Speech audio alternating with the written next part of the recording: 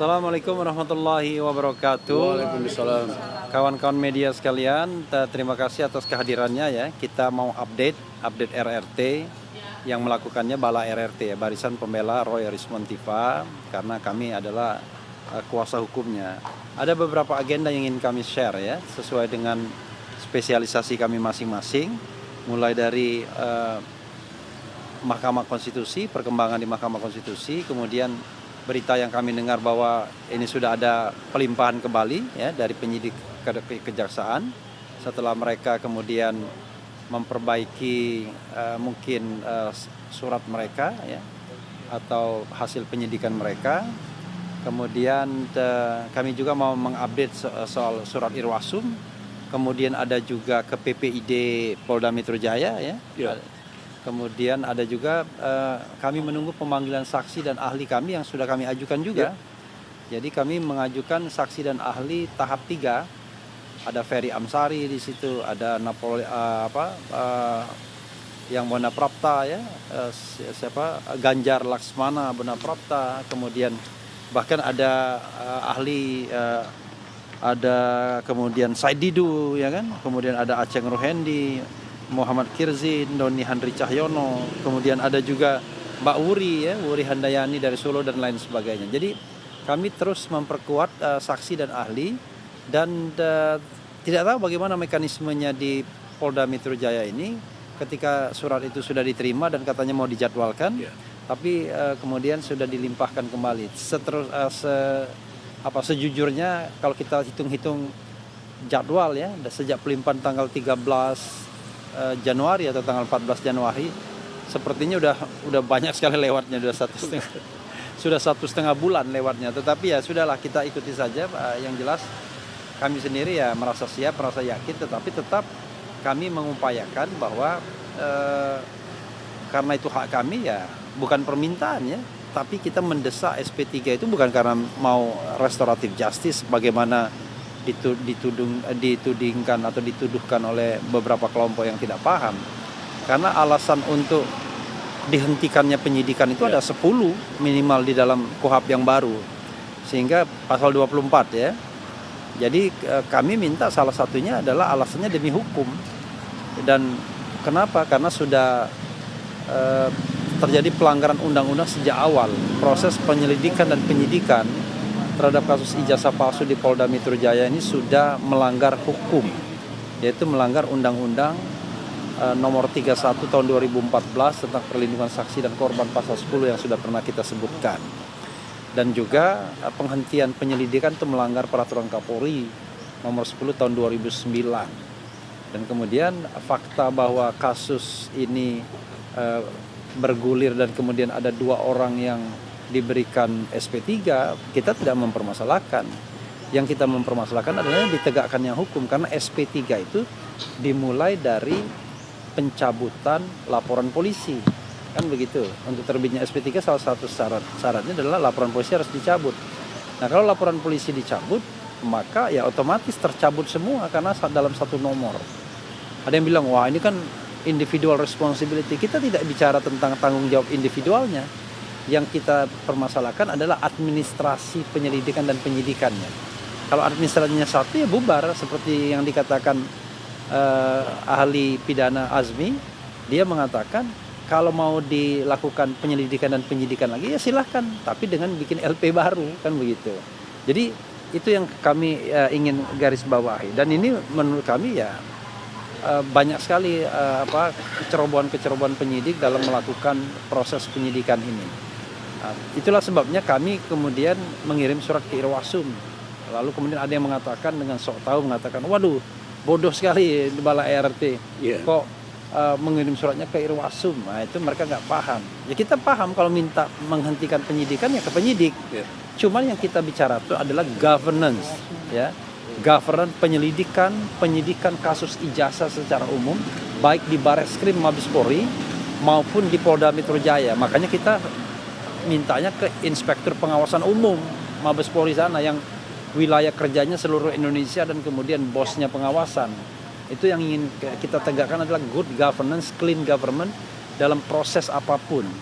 Jadi kita tidak main langsung ke penyidiknya, karena kita tahu dari awal kita berpikir bahwa ada kecenderungan, ini judgement, bukan judgement tapi opini ya, ada kecenderungan bahwa ketidaknetralan penyidik dalam hal ini ya, dalam melakukan penyidikan mengenai ijazah palsu ini. Karena kalau kita kaitkan, sudah terlalu banyak bukti-bukti yang menyatakan bahwa apa yang dikatakan Roy Suryo 99,9% ini palsu, itu mudah sekali dibuktikannya sesungguhnya. Tetapi kan tidak ada transparansi, tidak ada akuntabilitas ya dalam hal misalnya bagaimana menunjukkan ijazah yang tanggal 15 Desember itu. Ijazah itu udah hilang lagi kan. Mestinya kan mereka press conference tunjukkan barang buktinya lalu kemudian tampilkan ijazahnya biar disorot kamera dan lain sebagainya. Kan tidak terjadi. Sehingga klaimnya adalah bahwa ijazah yang asli itu adalah ijazah analog yang ditunjukkan pada tanggal 15 Desember 2025, yang lainnya enggak. Kan konyol seperti itu. Oke. Nah, itu yang ingin secara garis besar saya highlight. Nah, saya ingin memulai dari MK, tapi jangan MK dulu dah. Kita mulai dari proses Bang Jagir dulu ya. Saksi dan ahli. Silakan. Ya. Oke, rekan-rekan sekalian, melanjutkan Profesor Repri Harun tadi. Memang saya khusus mengkoordinir saksi dan ahli yang ada di Polda ini. Saksi dari tersangka tentunya ya. Kita perlu tahu, saya ulang lagi sedikit tadi pendapat Profesor Repri. Sejak pelimpahan pertama tanggal 13 Januari 2026 sampai sekarang itu, boleh katakan karena kami kuasa hukum tersangka itu, kalau dilihat secara hukum sih nggak on track lagi sebenarnya. Waktunya itu kita nggak tahu persis. Yang jelas kalau digabungkan 13 Januari sampai dengan sekarang udah tanggal 27 Februari, itu udah berapa hari, sebulan lewat gitu, bahkan udah mau menjelang 2 bulan ya. Tapi apa yang kita mau jalankan adalah, pedoman kita adalah pasal 35 KUHP ya. Setiap saksi atau ahli yang diajukan oleh tersangka wajib diperiksa wajib diterima wajib di BAP atau diterima oleh penyidik. Itu dasar kita pertama. Jadi tidak ada dasar, ada dasarnya. Pasal 35 KUHP mengatakan seperti itu. Nah, kemudian yang kedua adalah perlu saya sampaikan karena ini penting sekali. Sudah berapa saksi ahli sih yang kita sampaikan dari sejak pelimpahan pertama, pelimpahan tanggal 13 Januari itu sampai sekarang. Sama sampaikan, kita udah ajukan 14 saksi dan ahli. 12 diantaranya ahli, 2 saksi. Kemudian 2 minggu lalu kita ajukan lagi tambahan 9. Diantaranya 4 ahli dan 5 saksi. Nah, bagaimana proses pengajuan kami ini yang disebut pengajuan tahap ketiga? Saya mundur lagi ya. Sebenarnya saksi ahli yang kita ajukan ini sudah 3 tahap. Tahap pertama waktu itu diantaranya Profesor Henry. Kemudian tahap kedua dan selanjutnya. Nah, ini sudah tahap ketiga. Tahap ketiga ini adalah 9 orang, 4 ahli dan 5 saksi. Dan bagaimana pengajuan kami yang ketiga ini? Direspon juga sama penyidik gitu loh. Justru barusan saya koordinasi ke dalam ini sebelum kompres seperti ini sedang mengatur jadwal. Bayangkan itu. Jadi dihubungkan dari segi waktu dan segala macam itu ya seperti kata Profesor Repri Harun tadi, nggak beraturan lagi nampaknya. Cuman kami taat hukum ya, kami sadar hukum. Selama penyidik masih menerima ahli atau saksi yang kami sampaikan, ya syukurlah begitu kan. Kan gitu. Kita sih nggak bisa ngapa-ngapain. Seandainya ditolak juga kita mau ngapain gitu loh. Tapi diterima, justru sedang penjadwalan BAP mereka gitu, yang 4 ahli tadi disebut ya, Ferry Ansari salah satunya gitu loh. Kita sebenarnya kebiasaan kita Prof, kalau belum di BAP kita nggak spill. Tapi karena Ferry Ansari juga orang yang terkenal kita spill. Tapi yang lainnya saya nggak spill lagi ya. Saya pikir itu yang menjadi yang menjadi topik kita, kompres kita hari ini. Cuman memang satu tadi penekanan adalah mengenai yang kita ajukan ke Irwasum. Ini sebenarnya nanti Profesor Katiri yang menjelaskan ini. banyak menganggap bahwa masyarakat itu kita minta SP3, tapi tidak ya. Sesuai dengan KUHP baru, pasal 24 ayat 4 poin 2C, di antara 10 kriteria itu adalah penghentian penyidikan demi hukum. Nah itu bukan SP3 loh. Jadi saya mau jelaskan, kebetulan saya satu dua kali tampil di layar lebar, mereka selalu menanyakan, kenapa RRT mengajukan SP3? Sejujurnya bukan SP3. Kita cabut dari poin 2C pasal 24 itu poin 4 2C. Penghentian penyidikan demi hukum. Nah apa itu? Nah saya sudah jelaskan juga, berarti penghentian penyidikan demi hukum karena situasi tertentu untuk kepastian hukum. Nah saya cari definisinya itu, saya sudah temukan. Di KUHP sendiri tidak jelaskan itu. Tapi nyatanya seperti itu. Jadi beda dengan SP3. Tadi dijelaskan oleh Profesor Refli Harun, ada 3 atau 4 alasan. Nanti mungkin Al-Kathir yang menjelaskan ini. Kita bagi-bagi tugas saja. Mungkin dari saya itu, Profesor. Saya kembali ke host kita. Silakan Pak Al-Kathiri, mungkin maju Al-Kathiri. Maju ke depan aja ya. Ya oke, situ nggak apa-apa, biar lebih tinggi sedikit kelihatan. Terima kasih. Atau maju ke depan. Iya, ini menarik ya. Surat kami ke Irwasum itu bukan permintaan SP3, itu jelas ya kan. Ada 3 poin masalahnya. Dan kenapa ke Irwasum Mabes Polri? Karena kami itu meminta pada 2 institusi. Dalam hal ini bukan institusi ya, 2 unit ya. Satu adalah Mabes sendiri, karena di situ ada beberapa pelanggaran yang menurut kami. Kemudian juga di Polda, ya kan. Oleh sebab itu, yang pengaduan awal yang dilakukan oleh TPUA itu kan belum selesai. Yang mana seperti dijelaskan oleh rekan-rekan di sini, ya, yang dijelaskan oleh rekan-rekan di sini bahwa ada aturan karena belum selesai di sana, maka pengaduan itu harus diproses. Faktanya apa? Bahwa pengaduan kita itu dari awal diproses, buktinya ada gelar perkara di Mabes Polri, kemudian ada pemeriksaan laboratorium. Nah, karena pada waktu dasarnya pemeriksaan waktu itu laboratorium itu dikatakan sah, maka diadakan penghentian penyidikan waktu itu, penyelidikan, bukan penghentian, penyelidikan. Kami keberatan karena sesuai ketentuan yang berlaku yang mana, bahkan ada pelanggaran Perkap.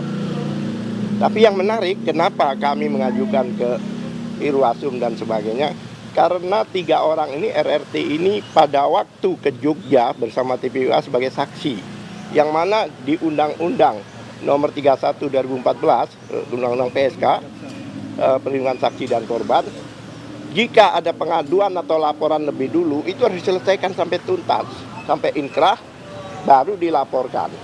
Nah, jadi kalau Polda, dalam ini penyidik tetap melanjutkan ini, jelas penyidik ada melanggar undang-undang. Kenapa? Karena itu harus dihentikan. Karena peristiwa yang dilaporkan dan diadukan di Mabes Polri itu belum selesai. Nah, itu satu. Kedua lagi, masalah undang-undang tadi yang sekarang di 79 ayat 4, yang itu pencabutan laporan di KUHP baru. Kemudian di KUHP baru kan jelas ya, ada pencabutan laporan. Ya kan? Sejak dikeluarkan perintah penghentian penyidikan, perintah lo ini, namanya SP3 ya, perintah. Oleh sebab itu semua proses sebelumnya, due process of law sebelumnya, itu batal demi hukum, dalam hal ini sudah tidak bisa digunakan lagi mulai SPDP, ya kan? Karena pada waktu itu ada pencabutan, maka bukan hanya 2 orang, karena yang pencabutan itu kan suratnya, peristiwanya, bukan orang per orang. Jika dengan satu nomor 4 orang itu yang melaporkan itu dengan 4 laporan untuk 8 orang. Jadi jika dicabut, konsekuensinya 6 itu juga harus tercabut demi hukum. Seperti itu. Terus satu hal lagi, tadi Bang Jagir bilang, kenapa kok masih terus kita ngajukan saksi dan ahli? Karena begini, sesuai KUHP yang baru, pasal 361 ayat 1A dinyatakan jika pada waktu disahkan, disahkan undang-undang KUHP yang baru, ya kan? Bulan apa itu? Februari ya? 2 Januari, ya kan? Jika pada waktu disahkan undang-undang itu suatu perkara sudah berstatus penyidikan, maka digunakan KUHP yang lama. Memang KUHP yang baru itu hanya sekali, P19. Ini bisa berkali-kali.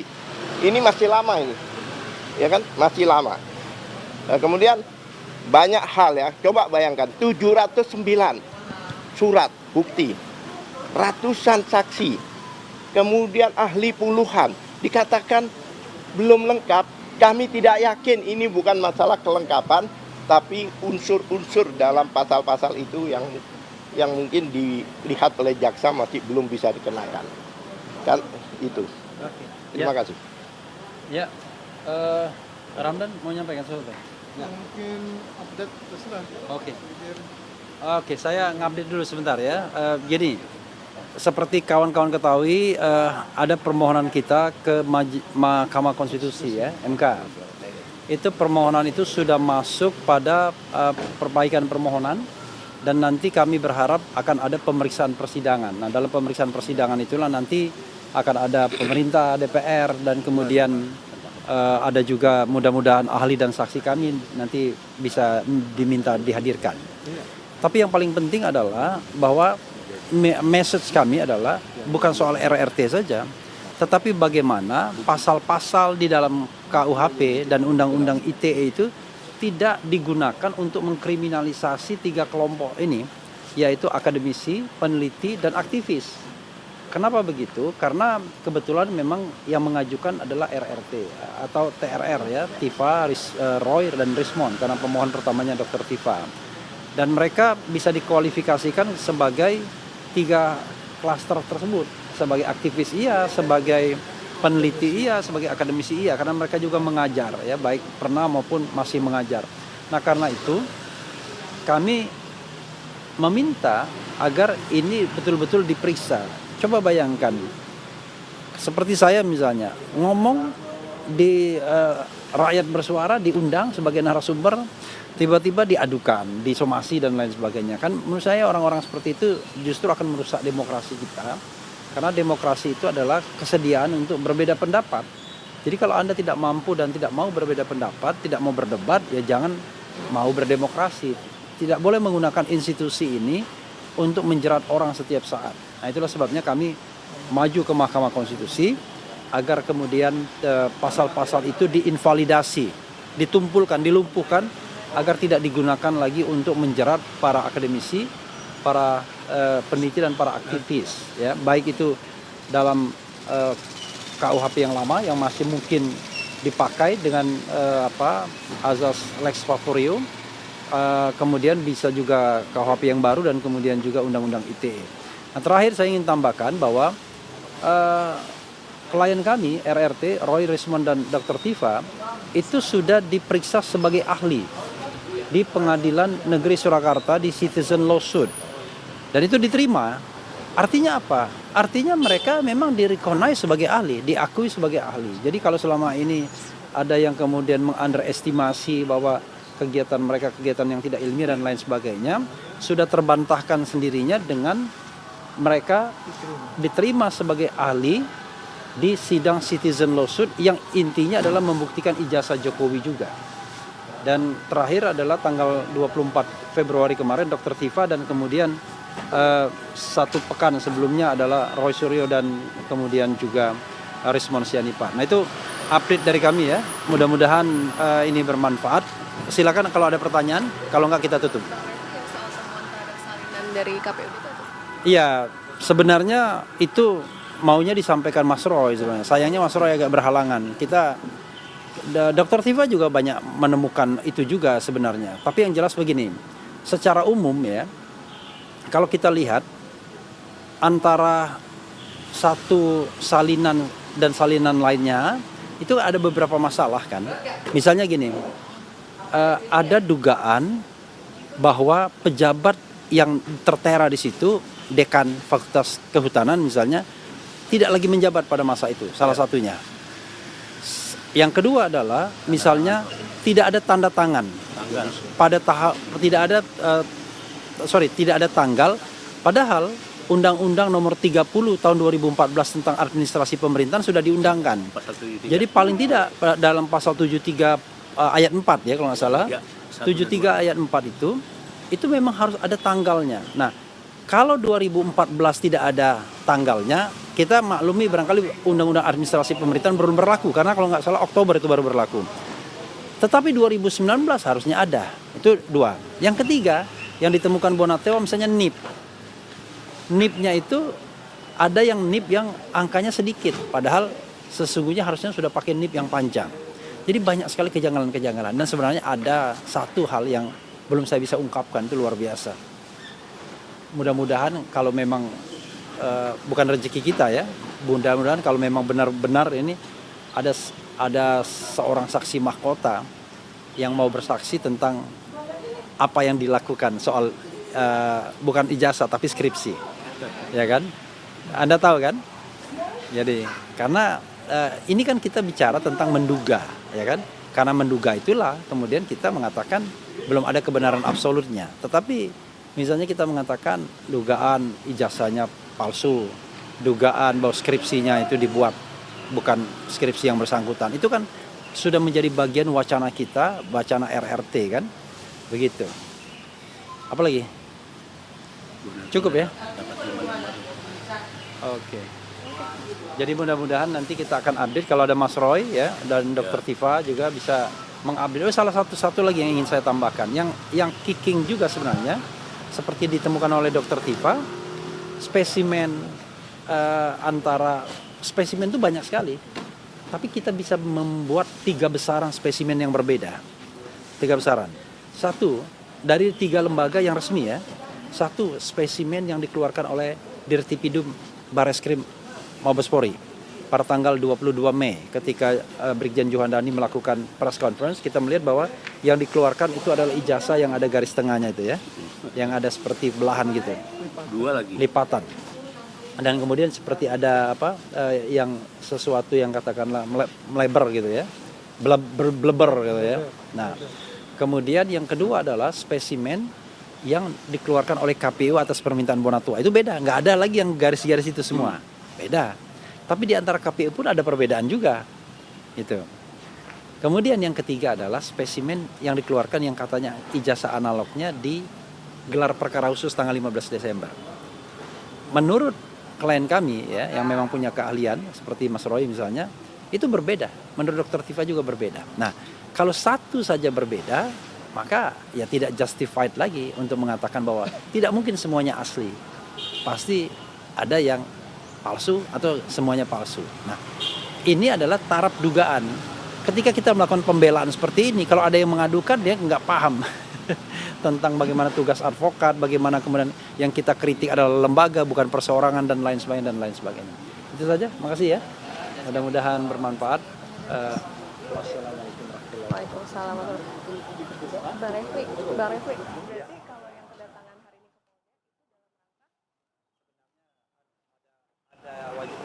ada wajib lapor.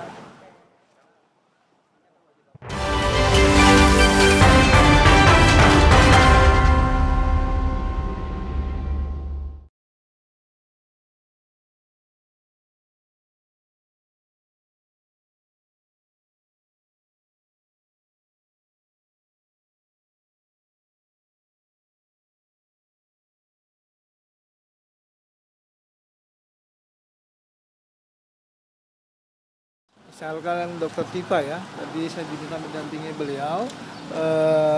Kami sini wajib lapor, tadi sudah menghubungi penyidik juga. Yang kedua terkait tadi statement rekan Girsang terkait dengan bulak saksi yang klaster 3 yang kita siapkan. Kenapa ini pada akhirnya kami harus berjumpa dengan kejaksaan karena Memorandum of Understanding antara pihak kejaksaan dan kepolisian pada bulan Desember 2025 menyebutkan itu hanya 1 kali atau tidak bolak-balik sampai 2 atau 3 kali. Nah, tentu saja ini kita berharap ketika ada kepastian apakah saksi klaster 3 kita ini, Bang Girsang ya, itu kemudian bisa kita dorong kepada penyidik. Tentu saja kita berharap dari pihak kejaksaan juga apakah ini masih berlaku, karena tadi disebutkan oleh rekan Refli Harun bahwa kita klien atau RRT itu kan dikenakan KUHP lama dan KUHP baru. Mau mana yang digunakan, dan ini tentu saja harus diperkuat dengan dari pihak kejaksaan itu sendiri. Nah, ini yang akan kita lakukan dalam pekan depan, rekan Refli maupun Pak Girsang. Kita akan coba untuk kemudian menanyakan kembali kepada kejaksaan. Dan hari ini tentu saja Dr. Tifa lagi melakukan wajib laporan, akan kita dampingi. Ini Mbak Puri dari Surakarta, perlu sedikit informasi. Jadi ini Ya, Mbak Puri ini, Ya. ini adalah calon saksi kita yang pada tanggal 15 April yang lalu termasuk membersamai TPUA ikut ke dalam kunjungan itu, dan dia juga orang Solo gitu. Silakan, mungkin mau menyampaikan sesuatu. 15 April. Ya, terima Oke. kasih. Mbak Puri, luar biasa. Assalamualaikum warahmatullahi wabarakatuh. Waalaikumsalam. Bahwasanya saya nama Wuri Baret, memang dari sejak awal saya selalu mengawal, juga membersamai perjuangan RRT, bahwasanya juga pada tanggal 15 April 2025 bahwa saya sebagai aktivis pergerakan juga mengikuti jalannya bahwa aktivis seluruh Jawa Tengah bahkan nasional istilahnya ikut tumplek-blek ya, bahasa Jawanya itu tumplek-blek di situ. Jadi kita untuk menyadari bahwa panggilan hati, suara Tuhan, panggilan hati, saya harus mengawal ini dan memberikan support, dukungan bagi para peneliti, tim ahli, juga para PH-PH, lawyer-lawyer yang ada kerjasama dengan Solo. Saya merasa ikut bangga, bahagia bahwa ini harus diselesaikan berawal dari Solo dan berakhir di Solo juga. Ya. Itu yang saya harapkan. Dan satu hal, untuk tidak ataupun dilarang keras bagi warga Indonesia terutama untuk meninggalkan yang namanya tembok ratapan Solo. Itu yang saya harapkan. Jadi di luar sana bila pada termul berkomentar apapun, ya di sini perjuangan kami. Terima kasih. Assalamualaikum warahmatullahi wabarakatuh. Waalaikumsalam warahmatullahi wabarakatuh. Ya mudah-mudahan ya bermanfaat. Tadi saya mau menyampaikan sesuatu lupa saya. Ada hal yang penting. Tapi ya mudah-mudahan dalam sholat Jumat ya. Terima kasih kawan-kawan semua. Assalamualaikum warahmatullahi wabarakatuh. Waalaikumsalam warahmatullahi wabarakatuh.